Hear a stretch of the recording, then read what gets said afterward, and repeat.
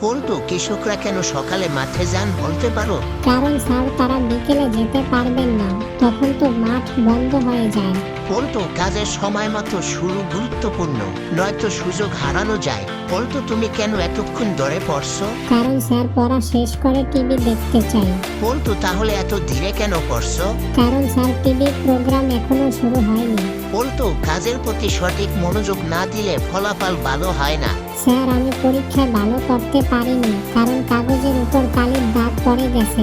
কিন্তু কালির দাগ কেন পড়লো? কারণ স্যার আমি কলমের ঢাকনা খুলতে ভুলে গিয়েছিলাম। কিন্তু সব সময় সঠিক উপায়ে প্রস্তুতি নেওয়া দরকার, নয়তো ত্রুটি হতে পারে। কিন্তু তুমি বড় হয়ে কি হতে চাও? স্যার আমি বড় হয়ে বিজ্ঞানী হতে চাই। তাহলে কেন এত কম নাম্বার পেয়েছো? কারণ স্যার আমি এখনো গবেষণার পর্যায়ে আছি। কিন্তু বড় স্বপ্ন দেখা ভালো, তবে তার জন্য কঠোর পরিশ্রম করতে হবে।